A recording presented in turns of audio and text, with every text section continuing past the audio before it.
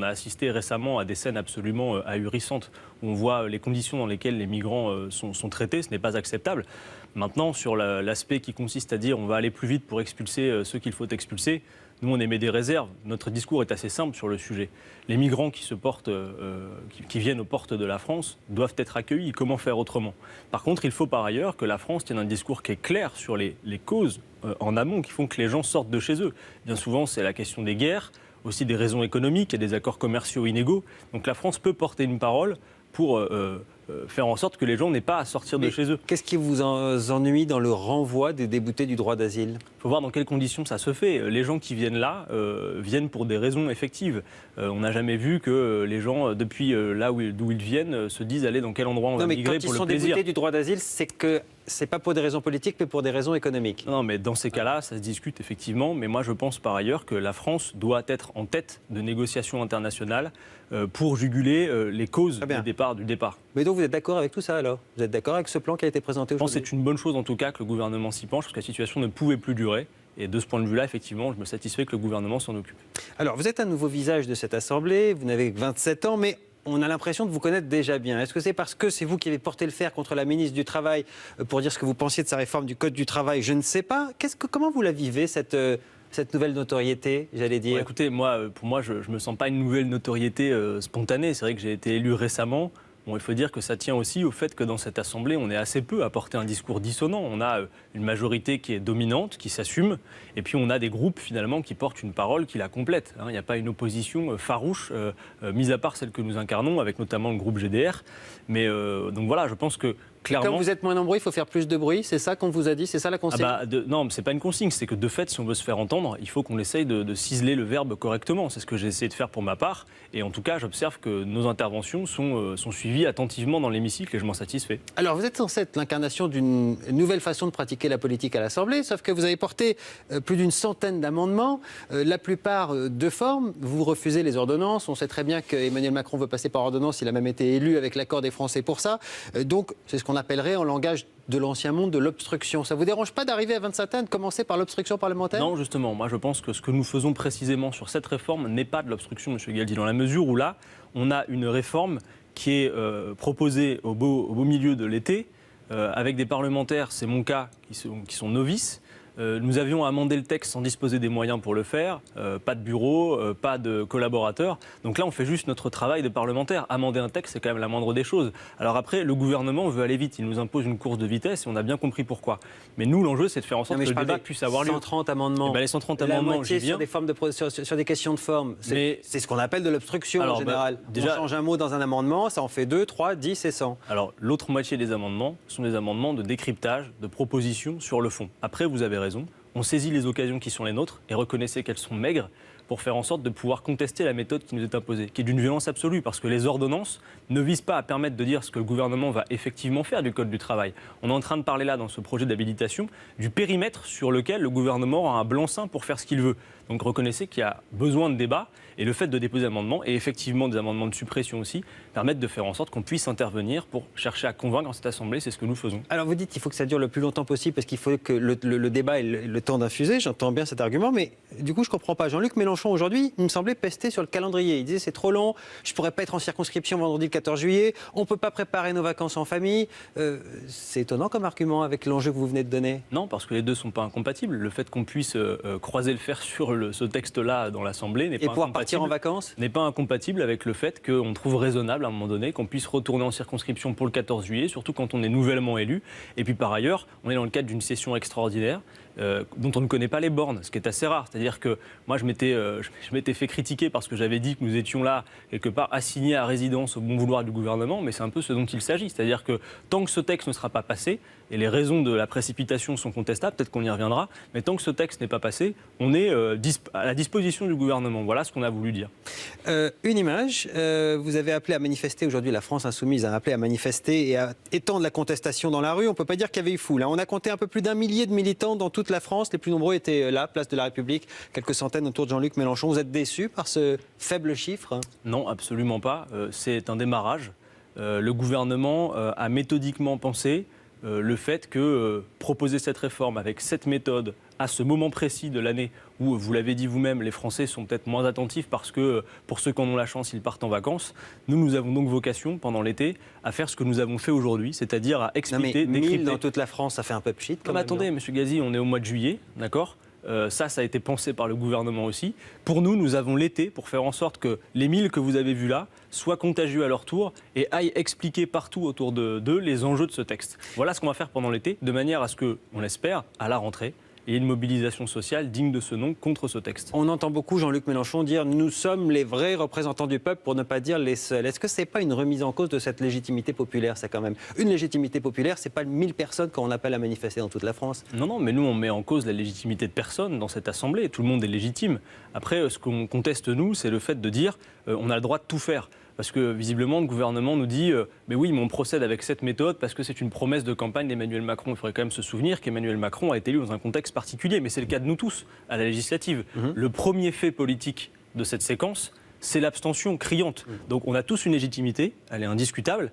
Par contre, on ne doit pas s'empresser de dire qu'on a une majorité politique éclairée dans le pays. Ce n'est pas le cas. Je ne pense pas qu'il y ait une majorité dans ce pays qui veulent absolument faire en sorte qu'on casse le code du travail comme c'est prévu. Alors c'est intéressant que vous disiez ça parce que pour savoir ce genre de choses, il y a des sondages. Il y en a un qui a été fait la semaine dernière par BVA, il y a quelques jours. Qui est favorable à la réforme du code du travail? Regardez les réponses. 63% des Français sondés sont favorables, 36% opposés, un peu plus d'un tiers seulement. Est-ce que vous vous dites pas là, bon, finalement, oui, il y a bien une majorité qui la veut, cette réforme-là? Peut-être qu'un certain nombre de Français, si on en croit votre sondage, pensent c'est pas le mien, non, mais bien sûr, oui, celui que vous me présentez, pensent qu'effectivement, il faille réformer le droit ou le code du travail. Par contre, je pense que les mesures qui sont proposées par le gouvernement ne sont peut-être pas très connues. Moi, personnellement... Ça varie dans les mesures, c'est vrai. Mais par exemple, les 2 premiers articles qui ont déjà été adoptés contre votre gré à l'Assemblée, je pense à la consultation directe des salariés pour valider un accord d'entreprise, 78% sont favorables. C'est pas rien, 78%. C'est même majoritaire, c'est les sympathisants de gauche.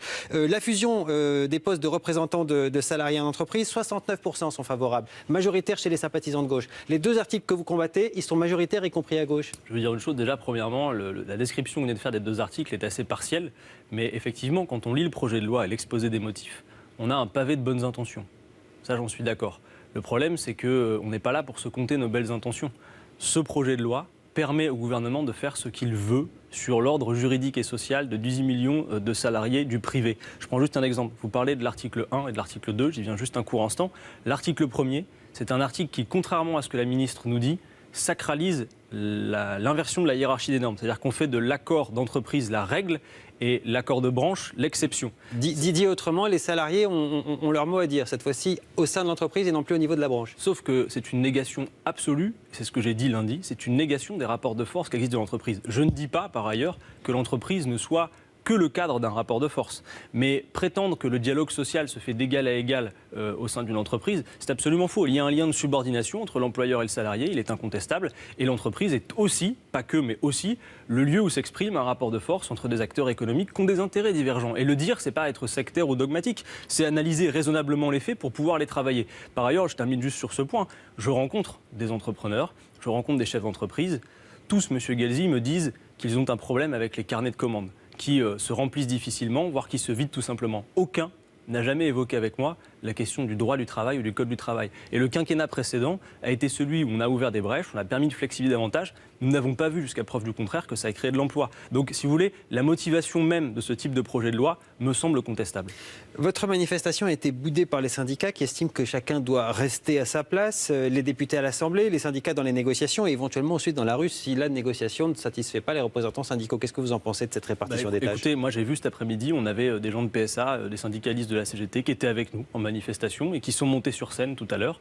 Alors vous avez raison, nous, notre vocation n'est absolument pas de remplacer quelque acteur que ce soit.